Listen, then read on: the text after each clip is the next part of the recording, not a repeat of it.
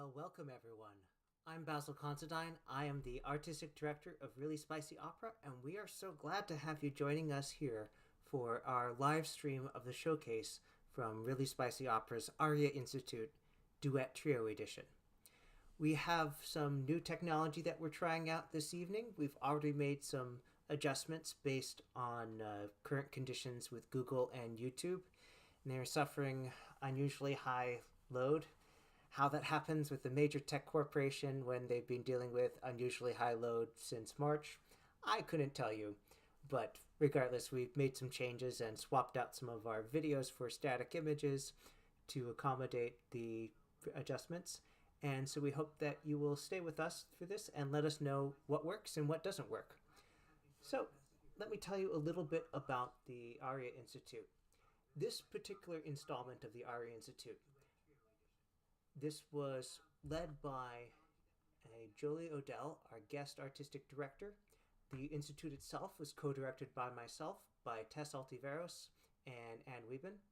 And we had with us 3 librettists and composers who were joining us for the ride, all of who were veterans of one sort or another of previous Aria Institutes.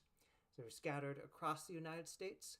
One of the virtues of these last few months is that we found new ways to collaborate with people, new areas to cooperate. And I think you will agree that these pieces that you'll see this evening show a marvelous amount of creativity and that the spirit of collaboration has not been quenched by all the events of the last year. We are going to give you a mixture of 2 different things this evening. First, we'll present a couple selected scenes. We were originally going to show the video of these in action, but due to YouTube having some load issues at the moment, we have switched out the video for just playing the audio playback. So you'll see a couple of these scenes. I'll introduce them. I'll talk about the creators, about the prompt that led to it, and then we will hear the music and move on to the next one. And then we have something very special for the second half. A little teaser. We are going to look at a special kind of work, a collaboratively written thing by every team, where every person in the Aria Institute chipped in to create what's called an exquisite corpse work. And I'll tell you more about that when it rolls around. For now, sit tight. We're going to wait till 2 minutes more, till 7:05, and then we are going to kick off with the playback.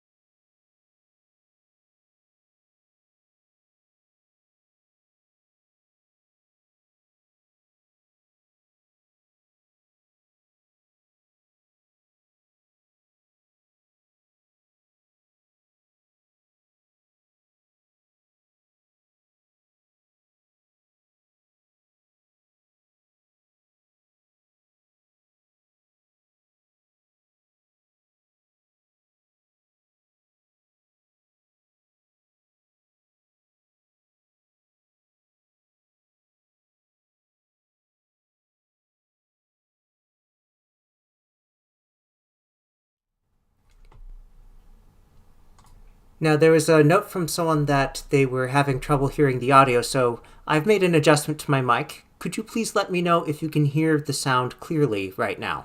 This is my spoken voice. If you can hear me clearly, please type in the chat, and I'll know that this is a good working level.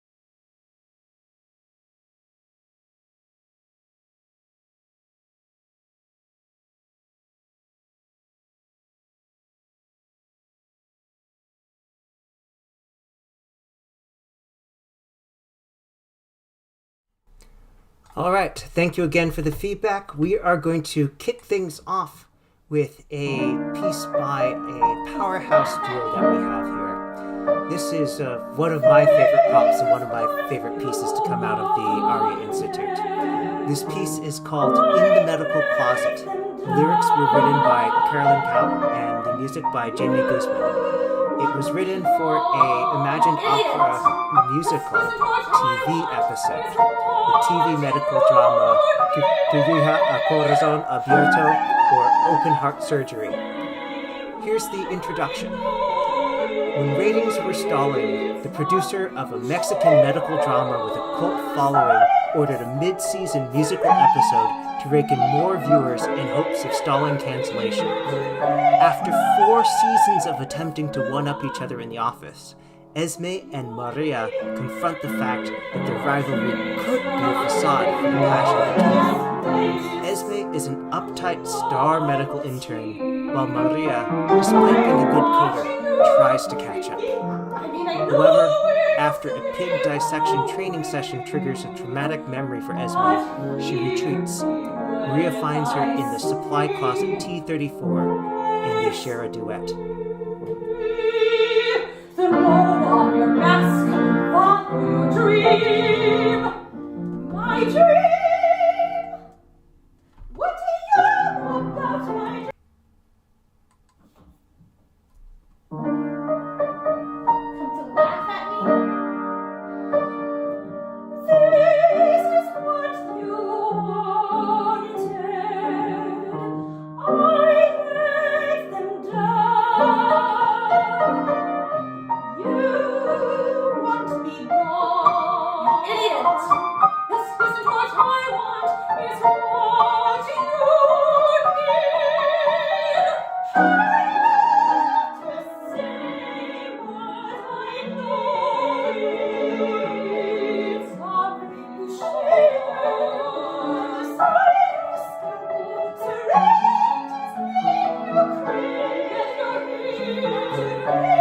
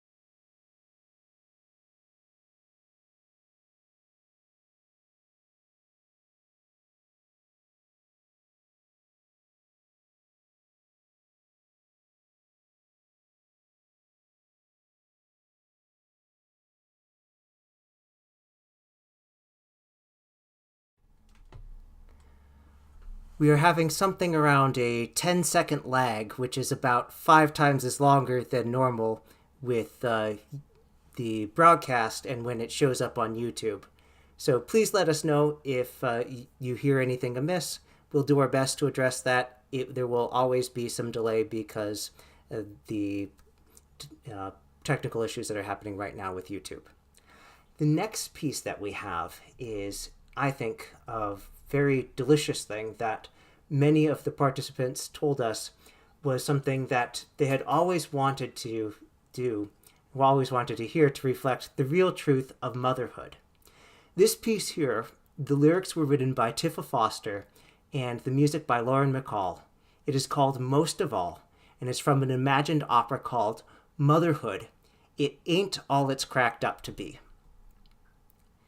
In this scene, we have 3 mothers, Cara, Lonnie, and Willett, who have been best friends since 7th grade.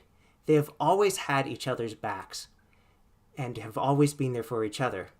And they've always known that as long as they have each other, they can get through absolutely everything. Tonight, they're at Caroline's brother's wedding. It's the first time they've been together in ages.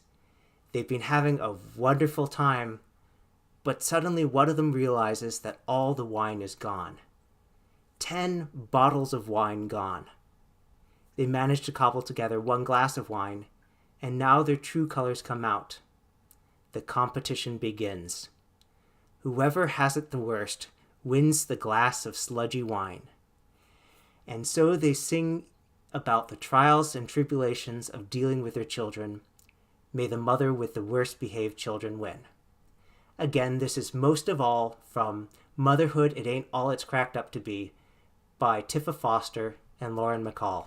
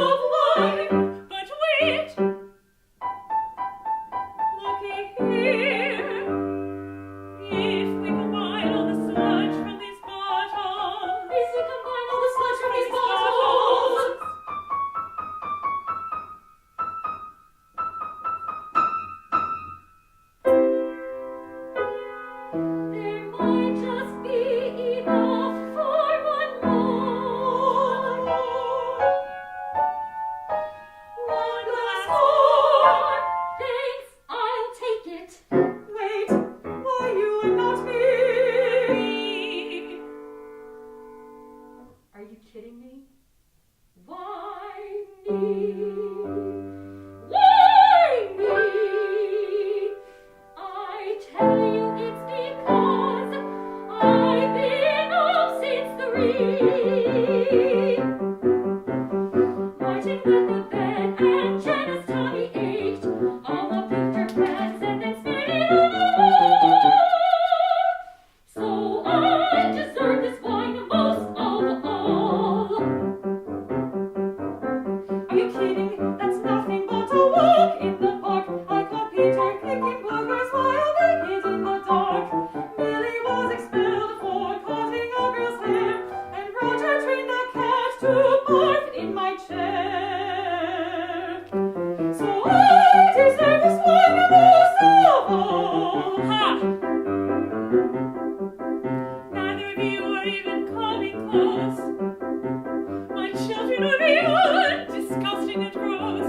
John David wants to breaking light switches and calling all the nuns at church hot bitches. Sally uses stop songs to practice pole dancing, and Greggy used hair on the classroom hamster. So me, yes me, I deserve the wine most of all. Martin cheats on every single test. Billy slides downstairs in her Sunday best. Sally corners pieces. Jenna is the cheap finds out. Keeps calling our dog a whore. I can't take it anymore. Let's call room service and have them bring up another bottle or 3. Hello? Yes, from 203, 3 more bottles of wine. 3 more. 3 more. Because we all deserve the wine. Most of all.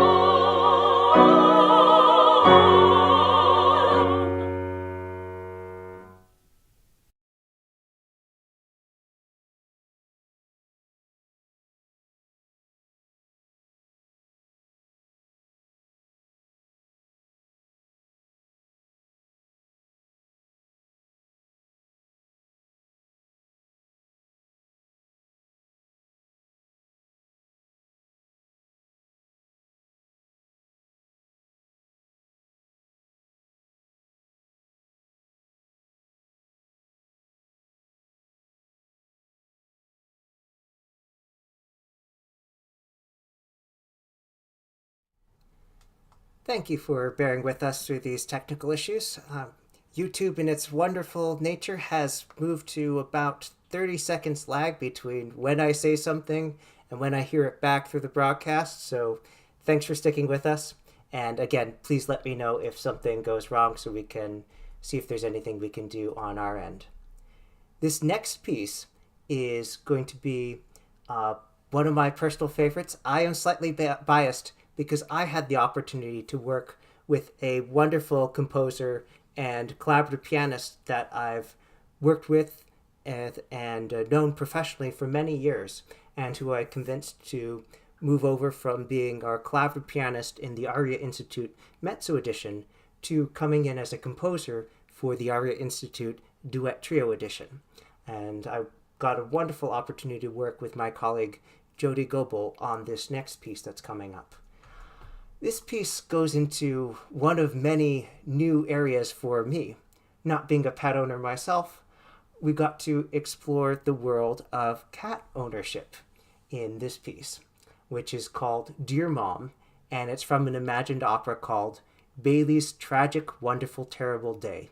The opera itself being conceived as a set of musical vignettes about different episodes in the life of Bailey, who is a millennial who is trying to navigate the corporate world while also dating on the side and being the owner to at least 2 rambunctious cats, Nala and Chester, of whom appear in this song.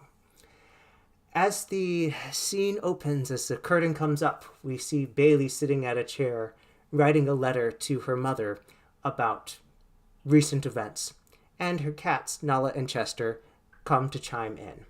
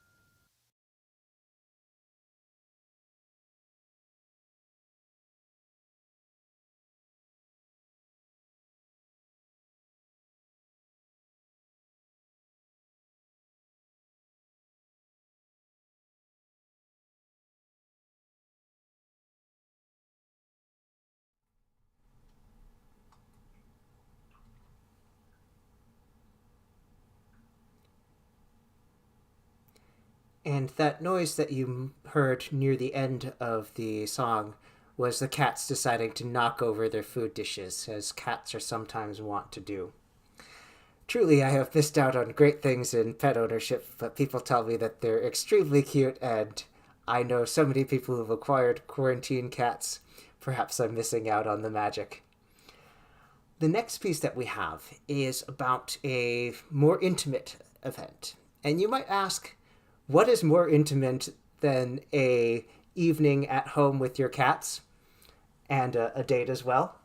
Well, in this case, we're talking about a different sort of intimacy, the intimacy that comes with family members. I am someone who happens to come from a very large family, and I have noticed that all of my cousins have very similar reading tastes.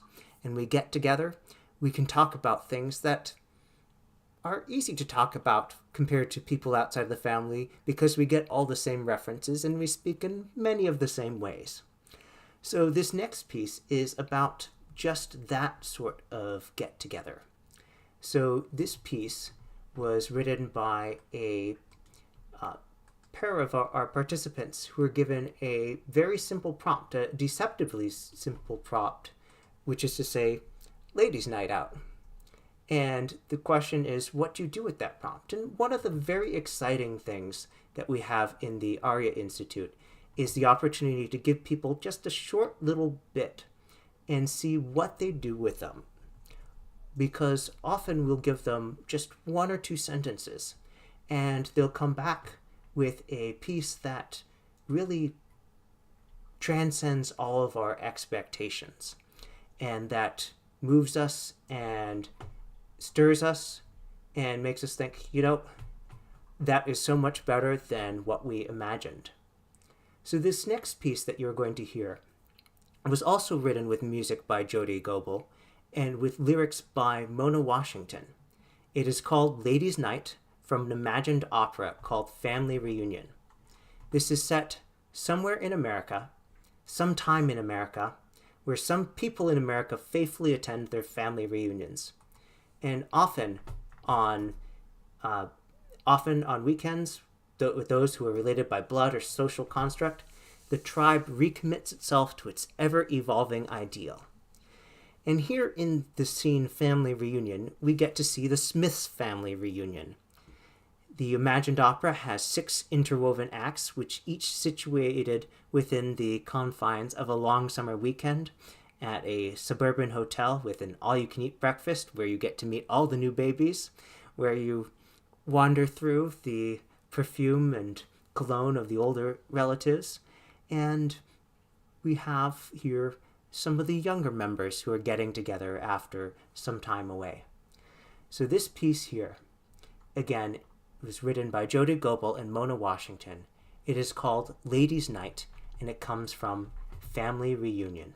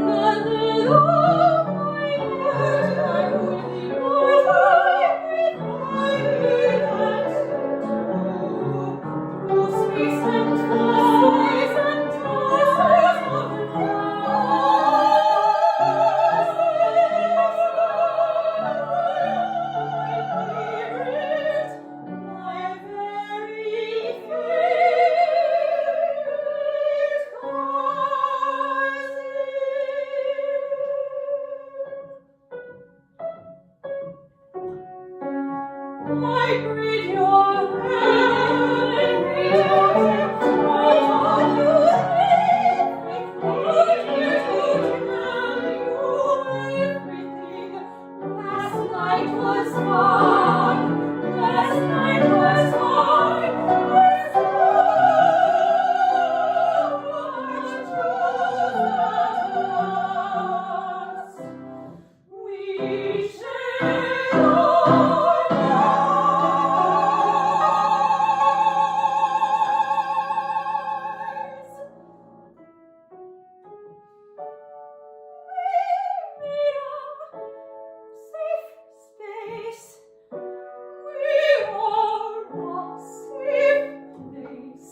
Just we two, just we two,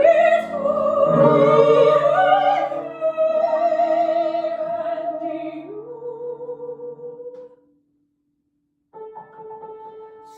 Together for one brief night,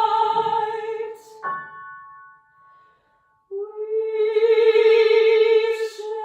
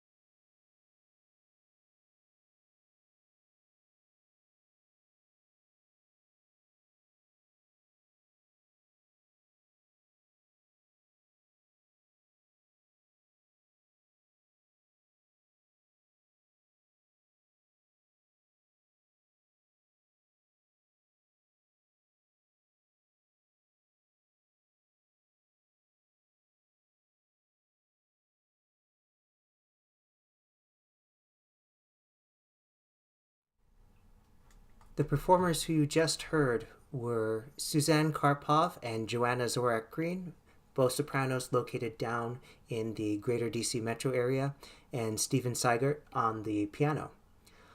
The piece before that, with the cats, we had Siena Forrest, Cara Morgan, Amanda Sindel-Keswick as the singers, and we had Carson Rose Schneider on piano.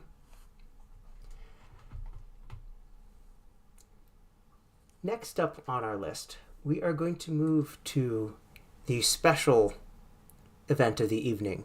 This is something new that we hadn't tried before in the Aria Institute, but it's a art-making form that I was introduced to by Ilana Brunstein, who is on the theater faculty at Boston University, is a master dramaturg, curator of new works, also works at Company One in Boston, who I'm sure many of you have seen their name with various theatrical productions that they have given the world premiere or the second performance or been part of a rolling premiere.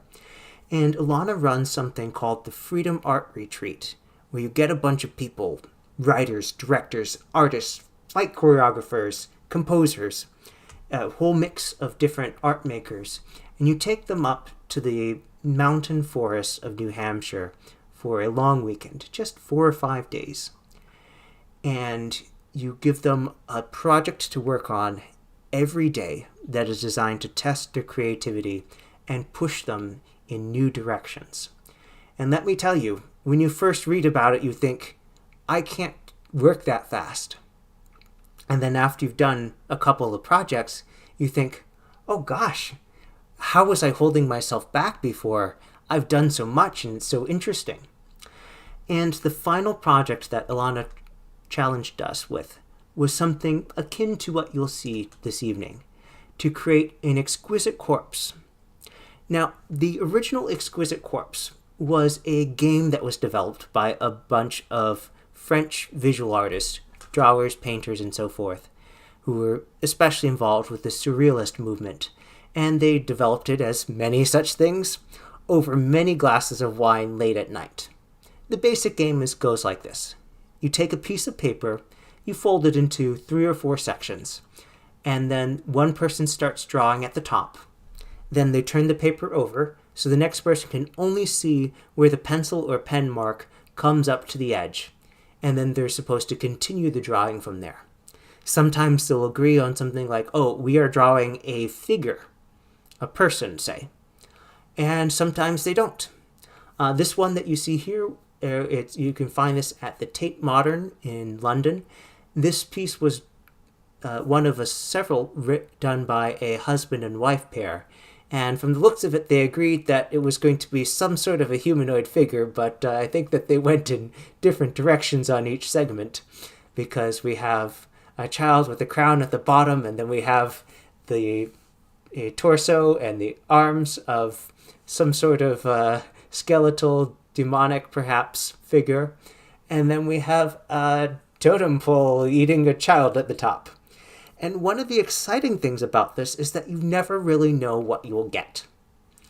When I first did this exercise, we were given a specific conceit, the conceit that everything would have to happen around the device of a meal. So we actually served and ate dinner and dessert over the course of the Exquisite Corpse performance. And somewhere in the middle of the opening portions of dinner, the first play began.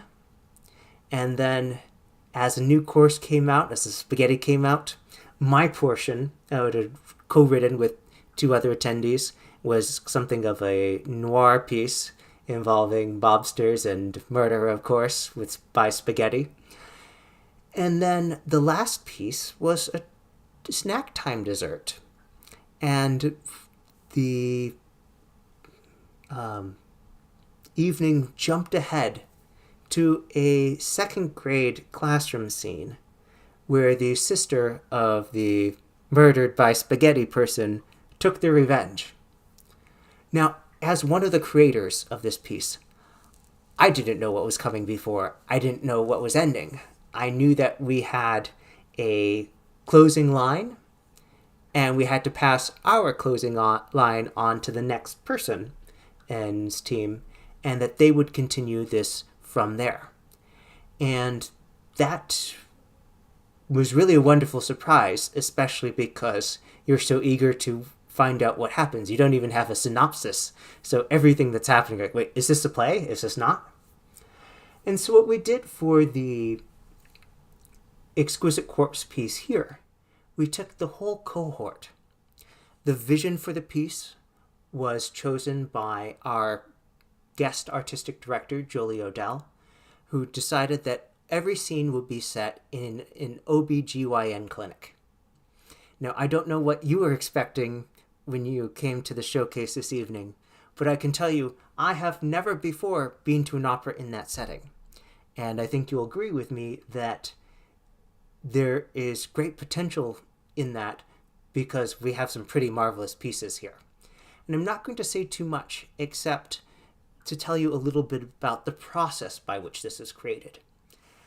Each week, we give each team a prompt, and normally they receive these by email, and then they go and discuss them with each other. This time around, we ask that each team agree not to speak about their project to the other teams until they came to the reading that we had this afternoon. And so Jolie went to each team and said, all right, here's the thing that you're working on. And with those threads of details, not knowing where it would be, what it would connect, what would happen in some cases to the same characters, in 4 different teams, they created the work that you're going to see now. So, what is this combined work? Together, the 8 writers participating in the Institute, our guest artistic director, and our co-directors have created a piece that we call Choices.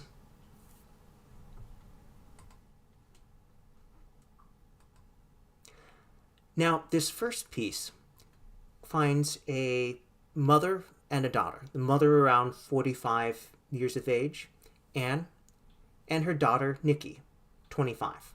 Nikki is a successful lawyer, and she happens to live in a part of the country and go to a church that is a little bit on the conservative side. And there is something specific that she is planning on asking, and she has asked her mother to join her here for moral support. And I'll say no more because I think really the rest will just take you away from here. Thank you. I've wanted to talk to you. I know Pastor Stephen says they are devil's pills. Although a man of God, this thing he He doesn't know a woman's choices, and the man can't find a sugar plum. His life and life they call his dog. She talks.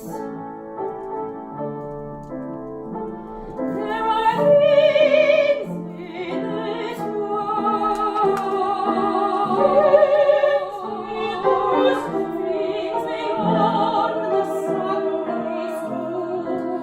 Things beyond the Sunday school. Words of first decision.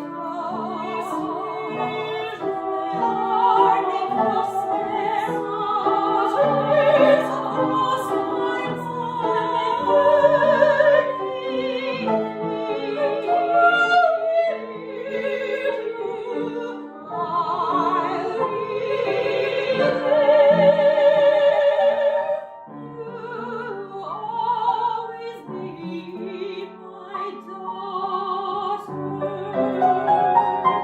Sleeping hearts already on the door, feeling my heart tremble, wondering can they see it? Do they know where I'm going? Oh, I'm here. Oh, now the first with song children.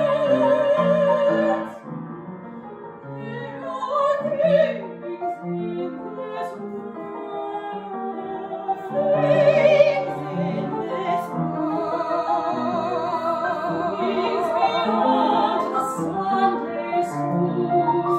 Sunday school, words of first decision.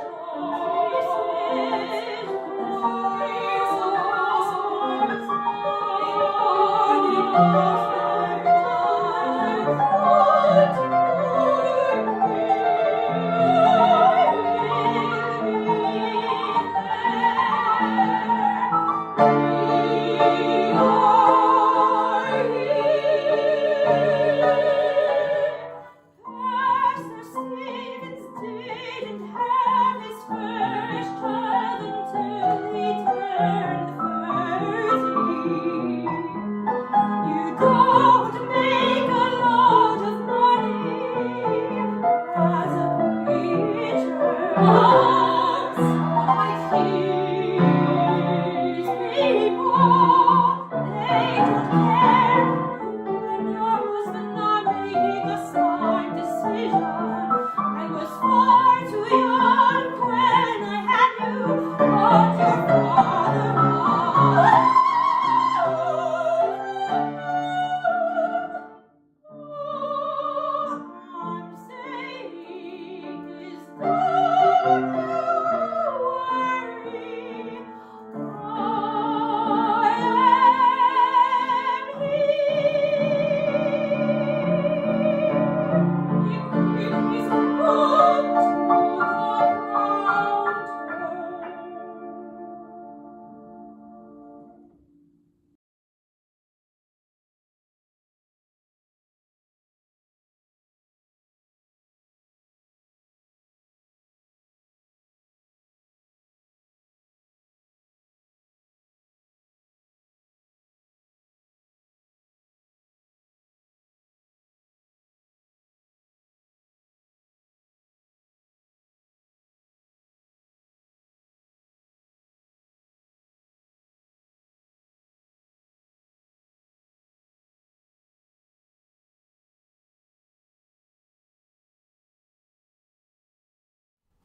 And this next piece continues directly after what you just heard.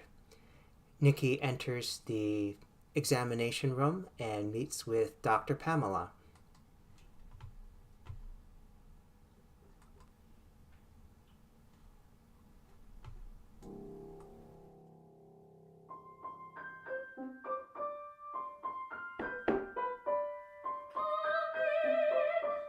Hello, I'm Dr. Pamela. What brings you in today? I need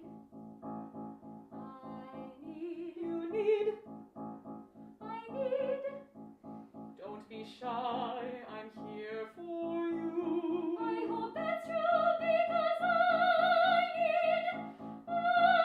need a prescription for the pill, an IUD, or are you ill? on the pill and I'm not ill, but I need. Are you pregnant? Yes, I'm pregnant. How far along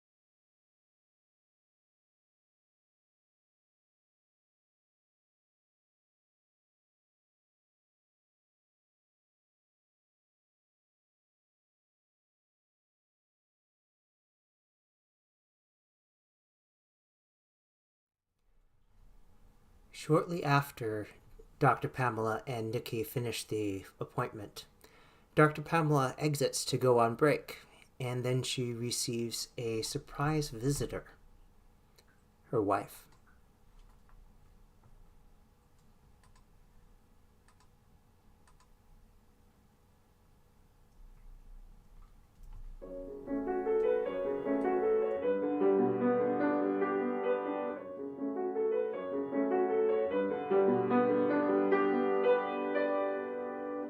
Let me see the doctor, please.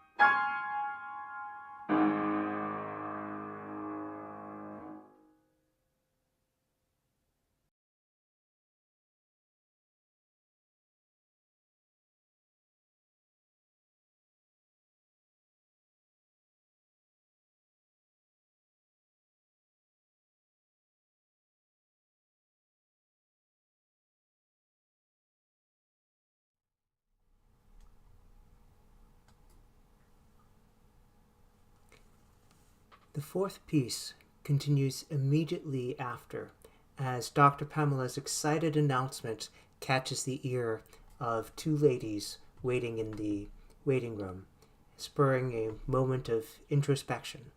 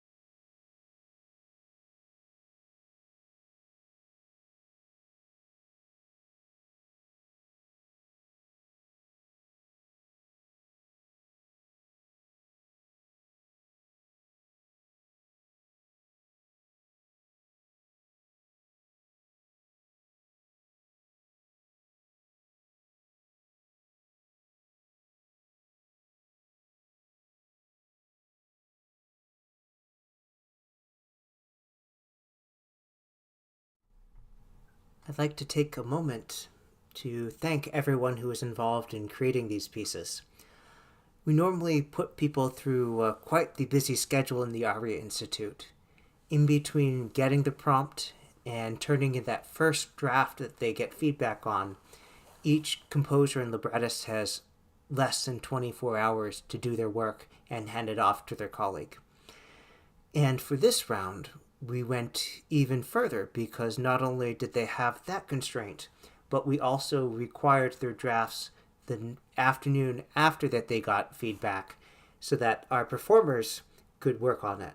Our performers have been working on a very tight schedule throughout the Institute, but especially for this round because we only received the scores at 4 p.m. yesterday, passed them along, and then they very graciously rehearsed, learned, and recorded these pieces in time for our 12 o'clock session this afternoon and for the stream that you just heard. So my hat is off to all of them. You did a magnificent amount of work under hostile conditions with very little time, and the quality is extraordinary. So thank you everyone for being involved, and thank you to you, our audience here who has joined us online. We wish that we could meet with you in person, but it's just not the right time, place, and global health conditions, and we hope that you will continue to come out and hear the work that we are creating and presenting and enjoy